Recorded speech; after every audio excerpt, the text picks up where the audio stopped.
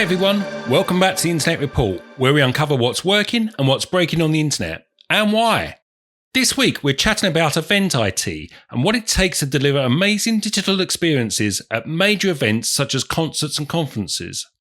We'll discuss best practices for picking the right technology solution for each unique environment and takeaways ITOps teams at enterprise companies can apply to their own events and day-to-day operations. And we'll close with our usual roundup of recent outage events, including incidents at Azure, Microsoft 365, and Atlassian. I'm Barry Collins, and I'll be hosting today with Mike Hicks, Principal Solutions Analyst at Cisco Thousand Eyes. Also joining us this week is a very special guest, Dominic Hampton. Dominic is the Managing Director of Attend2IT, a UK-based company that provides comprehensive IT services for events of all kinds, from music festivals to major corporate conferences. An IT industry veteran, Dom has more than 2 decades of experience in the space and has worked on events for many leading companies and organisations. As always, we've included chapters in the episode description below, so you can skip ahead to the sections that are most interesting to you. And if you haven't already, we'd love you to take a moment to give us a follow over at Spotify, Apple Podcasts, or wherever you like to listen. So let's dive right in. And Dom, tell us a bit more about what you do. I'm Dom. I'm the Managing Director of Attend2IT. We provide IT solutions across the festival, event, film and TV industries. We specialise in temporary installations. About 90%, maybe 95% of our work is temporary. Each year we work on over 200 events, including Brighton Pride, Great Escape, Secret Garden Party, and Gone Wild. It's another big one that we do. We're most known for our Wi-Fi, but the moment you've got an infrastructure in place, it's very easy to put CCTV on it, people counting, ticket scanning, that sort of stuff. But we do anything that's event IT orientated, so there's quite a lot of bespoke stuff that goes in. So today we're focusing on all the connectivity considerations that go into events. You recently said that one size doesn't fit all in event connectivity. Just unpack that for us. We're always looking for the silver bullet. We're always looking for something that's nice and easy to set up. But it just doesn't exist. You have to look at a varying number of factors. Cost is normally the largest, the time you've got to install, and the number of users you're going to have and what they're actually doing. Starlink is great if it's a small number of users. The reliability isn't massively key and it's not an online gaming. Whilst you can use online gaming and various stuff over Starlink, if you're selling your game, that's not going to be an ideal connection. Conversely, we love to put in lease lines where we can, but some lease lines take 9 months to install, and some of the excess charges to get to some of the sites we're on are enormous. I think the most we've done where a client is accepted is 50,000, and it took 9 months to install. That was a lot ongoing process, a customer that we've had a lot of repeat business with, and that's the only way that's going to work. Whereas a lot of the time it's, can you install some Wi-Fi in 2 weeks' time? At which point your options are going to be much more limited. Certainly Starlink has improved that. We used to use, and we still use two-way, which is a nice system, but it's slow, it's relatively expensive, and it has to see a very particular part of the sky. And if you can't see that bit of the sky, it's not going to work.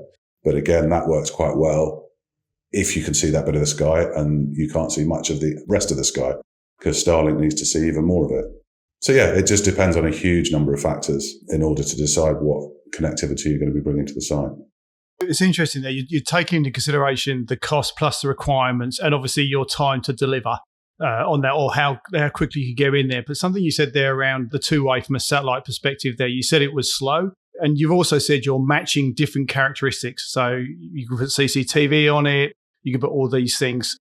Does that play a factor in terms of how you consider the characteristics of the application that matches a network, matches the business requirements, and then sort of tie it all together? Yeah, hugely. I mean, CCTV we generally see as an internal network only. It's unusual for organisers to want to see it off-site.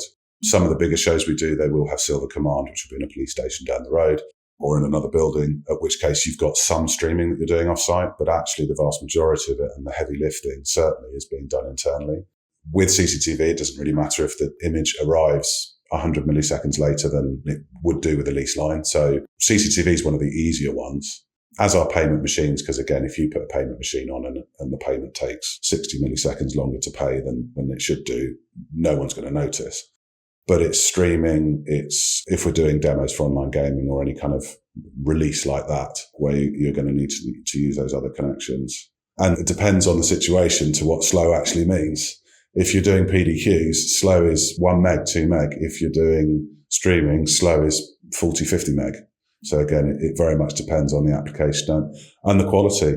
It's difficult to not sound flippant, but ultimately you have to say to the client, how important is this network? And sometimes it isn't that important and you can go for the cheaper options. And sometimes it has to be absolutely rock solid. Some of the product launches we do, they're staking their reputation on the stream. So they will say to us, you need to have 3 different internet connections, 3 different firewalls, 3 different switches. And then the streaming company, which generally, if it's that big, we wouldn't do, because it'll be a specialized streaming company that only does streaming. They'll have 3 of everything, because the cost of that going wrong, it will hit the press and be a nightmare. So how does creating a network for a one-off event differ from building a network for, say, an office or another permanent site? The easiest answer to that question is to show you our office network, because we've built it the way that we build our temporary networks. It's very ugly. There's cables running around the side of the room. There's gaffer tape. And that's the big difference is that you've got to build that network in hours, not days.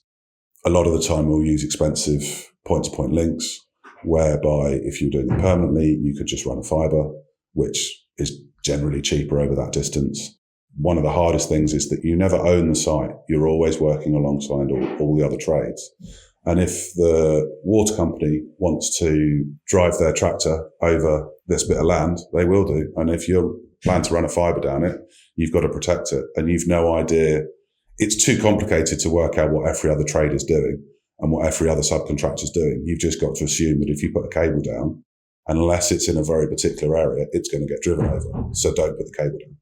So how do you go about that then? So you build redundancy upon redundancy upon redundancy because you've got a situation where it's got to be up? Yeah. In the temporary world, you're measuring downtime in seconds. A bar dropping is going to lose you thousands per minute, if not tens of thousands per minute. So generally, we will run 2 routes to different locations. Quite often, if we've got a particularly busy gate, we will put a Starlink or a 2-way on that gate, as well as the link back to the core network. So if the whole core network fails, there's still a Starlink there. There's still something. Won't be very fast, but it'll get you through. And that's a lot of our work. Give us a couple of examples of the biggest or most complex events you've had to provide connectivity for. One of my favourites is Brighton Pride. The nicest thing about it is all in one park. So we do Preston Park, which is the festival part of it. There's the parade first, and that finishes. And whereas with most festivals, you have dribs and drabs coming in over a few hours, what tends to happen at Pride is you get maybe 50 people, maybe 100 people turn up before the parade. And then everyone turns up at the same time. So it's quite frightening. If you've got any errors, you won't see them until the network gets stressed. And by the time the network gets stressed, it's too late. If you delay each person by 2 seconds, 3 seconds, you've got a queue that's going to be hours based on how that scales up. So just to be clear, you're talking about entry here, the ticketed entry to events. Yeah, that's the scanning. Yeah, we do the scanning for that, but also we're providing the network for our own scanning solution. So all of that comes together. And if the network goes down, the scanners can't talk to each other and the fraud goes up, especially in the world where you print your own tickets. You know, that QR code is your only security because the paper it's printed on belongs to the person who printed it, or it's even on their mobile phone. You've got no security there at all. Pride, we deploy probably 40, 50 CCTV cameras. I think there's over 100 access points on that show, but it's a huge show. And one of the nicest things for us is that the fibre that we've had installed comes into a building in the middle of the site with a lovely balcony that no one other than us gets access to. So we can walk around the balcony and see the show. It's fantastic. From a purely non-networking side, it's a good event to do as well. But it's quite a sprawling site. It's a park for the rest of the year. There's also a VIP area that's in a completely different, it's in a manor house that's adjoining, and there's that whole area to do. So the cable routes are interesting, and it's something that you learn over the years of where the ducting is, and certain trees that have branches at the right height that you can string bits of cable through, and line of sight for wireless links is always very difficult. The chalet is surrounded by trees, but we know if we put stuff in certain places, we'll poke a hole through the trees. But it is a little bit worrying each time you go back. The trees have grown a little bit. I was going to say, they grow, don't you? So it's going to go. It's getting progressively harder. We now have, but what's nice is working with we like to build rapport with our customers, and repeat business is really important to us because we've been doing Pride since, I think, 2019. And each year we talk to them when we upgrade the site a little bit. We've now got a fibre that runs between the main stage and the chalet, which is where our servers live. And that means that when the trees grow, we're going to have less of a problem. We still back it up with a wireless link because unfortunately, the council didn't put the fibre exactly where we wanted it. So there's still a fibre that goes from that cabinet to where we need it, which is at risk from people treading on it, walking on it, whatever. So we still do back it up with a wireless link because it's such a key link. So do you also have to provide redundancy for power as well as connectivity on sites like that? So power is handled almost always by a third party, and we do have to work very closely with the power companies.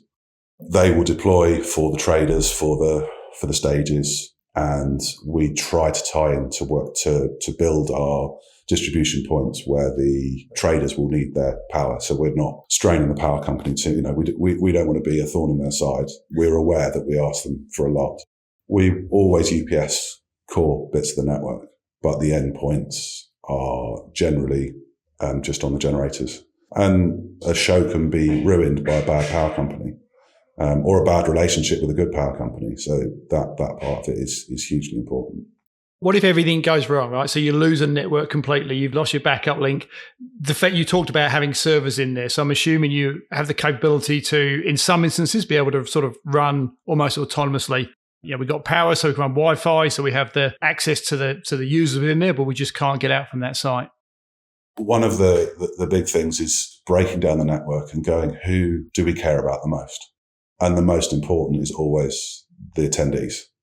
So control and CCTV is always the most important. So actually the internet at that point is actually irrelevant, other than the ability to be able to talk to Silver Command or police if there was some sort of incident. So they always will have some sort of backup, whether that's a Starlink, a two-way or whatever, and that will sit on its own UPS. And the power company will be the same. The power company will have the same responsibility.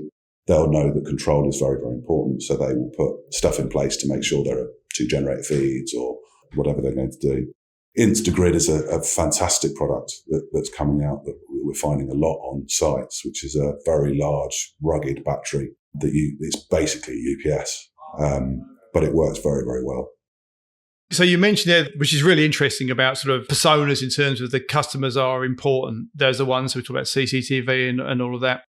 When they're at these events, would you expect them to join your wireless to overcome things like sort of cell congestion? So if they're all joining the same mobile carrier, you got cell congestion, or do the carriers bring towers in, mobile 5G towers or whatever it is for that period?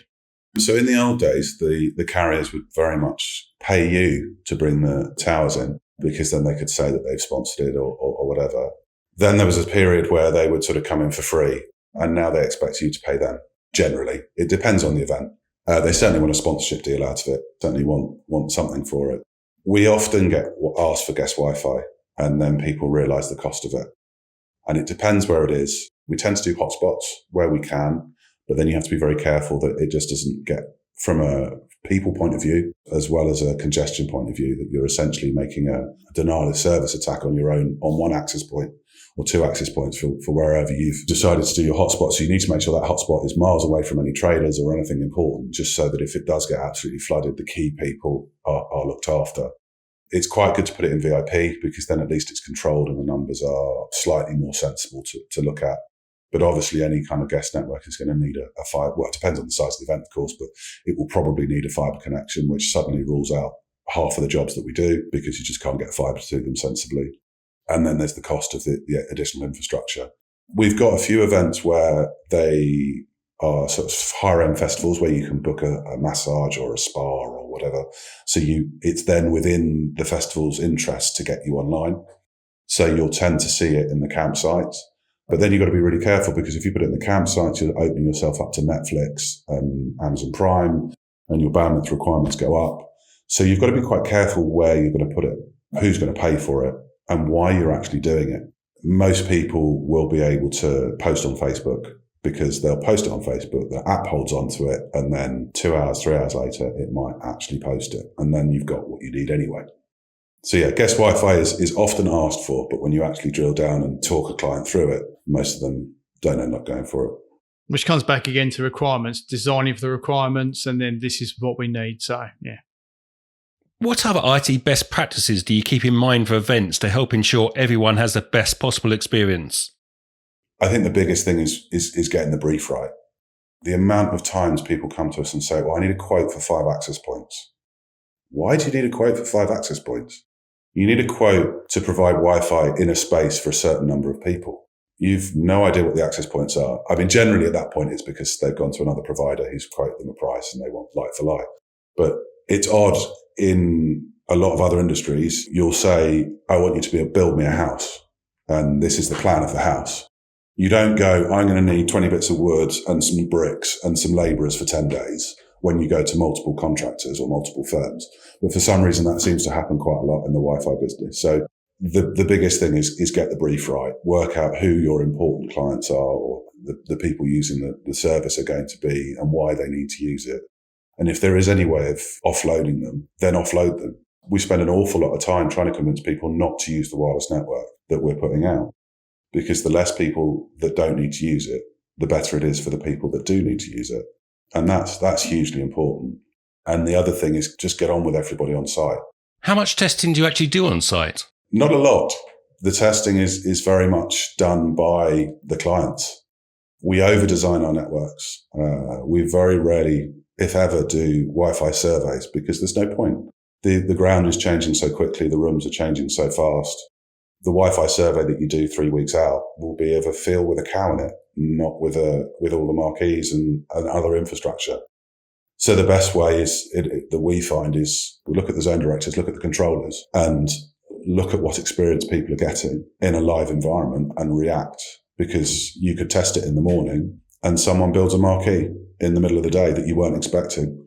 And all of a sudden that whole area has got a completely different pattern. You know, marquees are great Faraday cages. They're the very definition of metal meshes. So some of them are, some of them aren't. Some of them are made out of plastic. So again, you can look at a plan all day long and go, oh, there's a marquee there, but are you really going to phone every single company and go, what's your marquee made out of? So you just have to go, fine, we'll put a AP in every single marquee as a minimum, at which point you don't need to worry about it so much. And I think that's quite a big difference between us and a permanent company, because that's very wasteful if you're buying the access points. And therefore I can see that a survey is definitely worth it. But if you're renting them and you've no idea what's going on in between, it's the only thing you can do, really. There's a couple of things you said there which are really interesting there. So you're designing for outcomes and you're living in this dynamic world. So where we can take this information, and I think when we were talking before, you mentioned about always having to watch this stuff. So I've got to watch it all the time because, as you said, everything's changing. So you can't afford, and depending which service we're talking about, we're talking seconds or people can't get through the gates, so we have to react quickly. So effectively, you've got eyes watching this all the time. Yeah, we have some of the inbuilt software that the vendors that we use provide is just not quick enough. It waits 5 minutes before it tells you an access point's gone offline because it assumes that's okay or it's missed a heartbeat and it's not a problem. 5 minutes can lose you 10 grand on a bar. So very much that's not good enough, which is why on a bar, even a small one, we'll put 2 access points out because if one decides to reboot, everything will jump onto the other one. So it seems your biggest contingency is redundancy, making sure that everything is oversupplied, if you like. Yes, everything is very, very deliberately over-engineered. And that's maybe why we're not the cheapest provider. But we do like to think ourselves as one of the most reliable. And that's not a flippant thing for clients. You know, if a client, it brings back to what I said earlier. If the network's not important, then don't spend the money on it and we can scale it back. But it's making sure that the client understands what that means and whether a network isn't important. We know of some organizations which quite cleverly with their PDQ machines, they run them in risk mode, which means if they can't contact the banks, they'll take the payment anyway, hold on to it, process it as long as the PIN number's right or the whatever security checks they can do without the internet work. And they'll tell them that, yeah, you can serve them that bit. And the risk is essentially that if that bar went down for 5 minutes, they'd lose 10 grand. If during that time 5 people couldn't actually pay for the beer, they'll lose 50 quid. So it makes a huge amount of sense to do it that way. What lessons can enterprises learn from the principles of a successful major event? Or do you have any takeaways that they can apply to their daily operations? We talked about you watching everything. You've got to watch it because there's 5 minutes there. Obviously, you can do that because you've got a set period of time when the event's on or when the system's on, or even if it's a production environment, you've got maybe 9 months where there's still a set period of time. If we're going to scale that up into a enterprise environment, they've effectively got to be able to do the same. But that becomes then ineffective to be able to have thousands of your employees, as much as you probably like it, sort of looking at all these environments all the same. So there's got to be a way of actually doing that. And I think that's the type of thing, or a great lesson to take, is to make this thing efficient. Living in a dynamic world is to take that and how can I scale that? Your organization, how can I scale it to be able to look holistically across effectively the internet when I'm talking about the enterprise environments? For our TVs and film studios, that's probably the middle ground, is that they are not monitored the same way the festival sites are monitored.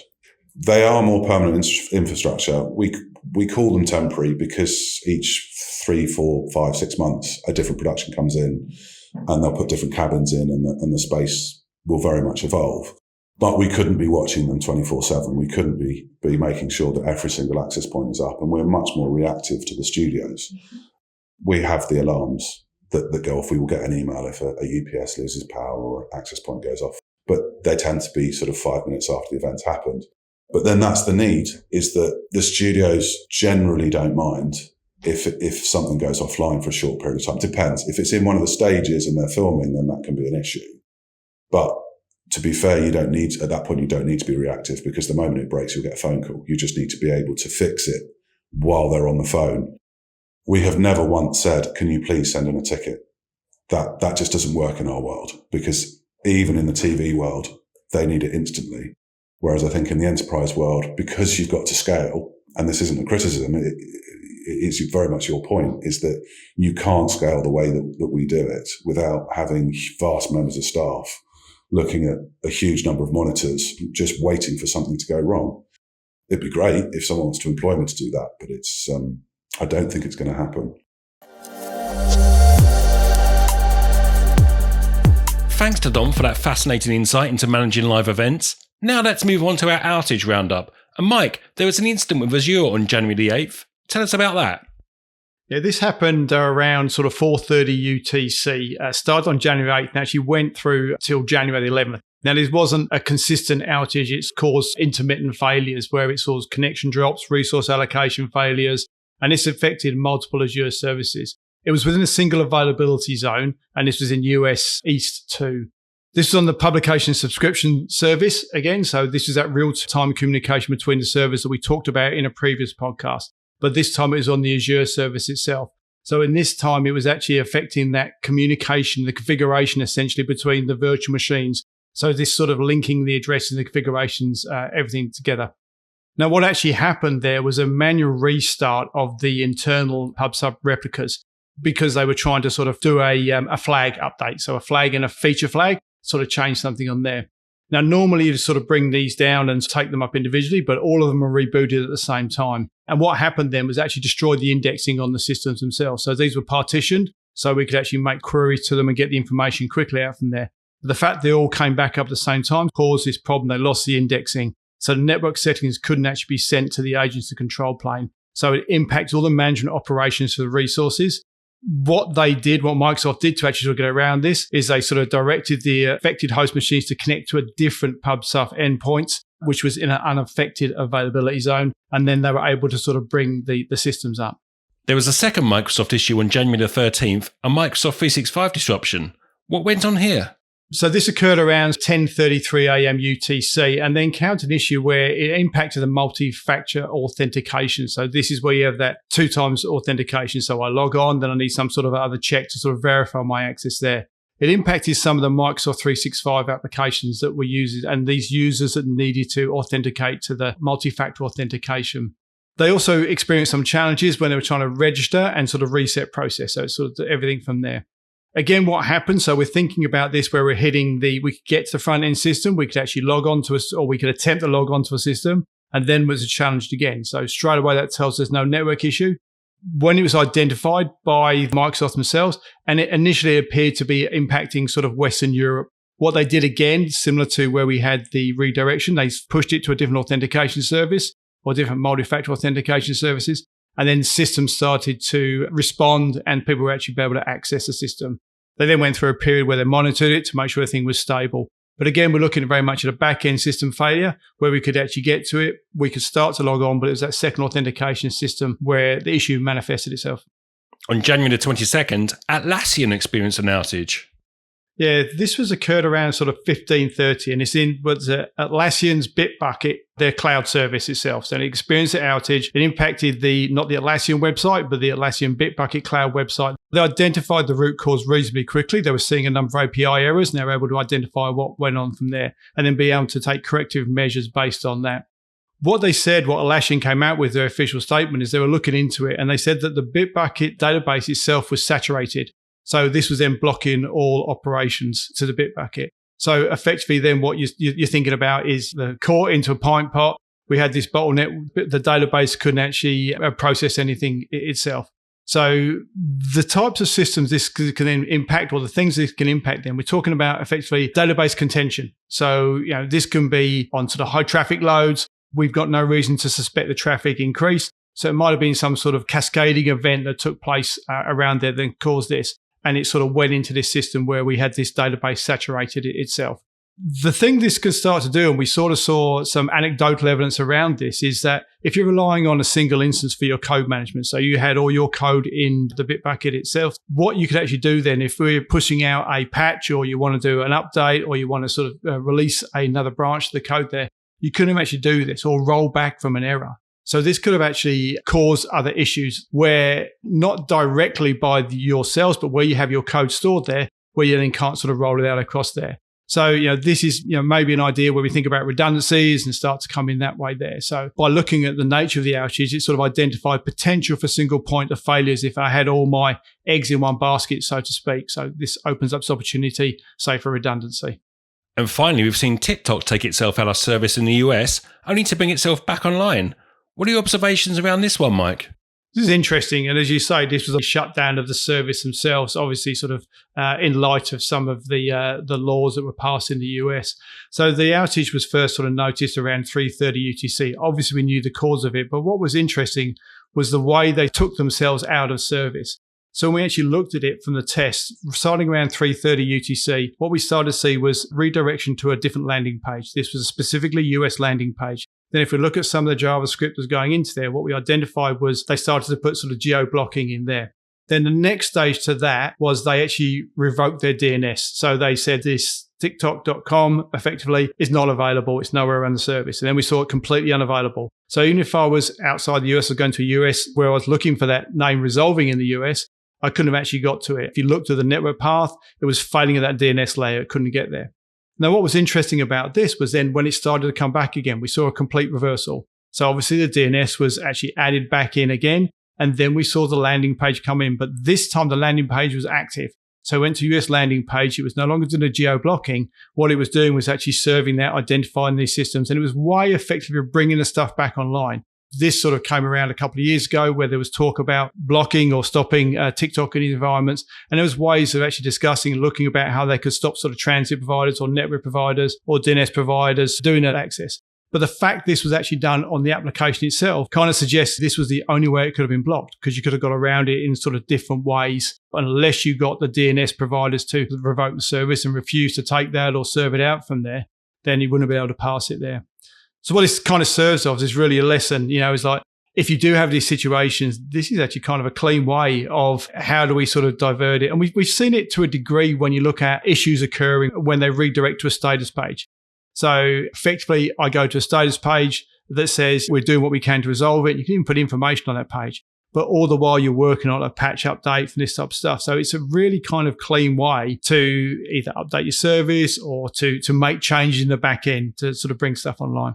I guess the only problem with removing your DNS is that when you do decide to bring it back online, it takes a while to propagate across all the different DNS servers. So you have to factor for that delay when you decide to go back live. Yeah, 100%. This isn't a lights on, lights off situation. You've got that sort of hold down time. And this is basically what we saw effectively. I suspect what happened when it started to go down, everything was still held in cache. So people still knew how to get there. So we had the landing page, but the DNS was probably revoked around the same time, but it started to get there. And the same again when you had that time period picking up. But yeah, these are all things you have to take into consideration. It's very similar to if I'm changing a route, I'm changing my prefix from a BGP perspective. There's going to be some sort of hold down timers because obviously what you get in a situation, if I'm constantly changing and my DNS is there, then I get this situation where I could be flapping. So it's over here, it's over there, it's over here, it's over there. And you get this instability in the environment. And that's the same, which is why these things exist. But absolutely, that propagation time has to be taken into consideration. And that's our show. For more outage insights, tune in to our Top Outages of 2024 webinar, where we'll share lessons learned from some of the year's most notable outages. We've included the link in the description so you can check it out. Please give us a follow and leave us a review on your favourite podcast platform. We really appreciate it. And not only does this ensure you're in the know when a new episode's published, it also helps us to shape the show for you. You can follow us on LinkedIn or X @thousandeyes, or send questions or feedback to internetreport@thousandeyes.com. Until next time, goodbye.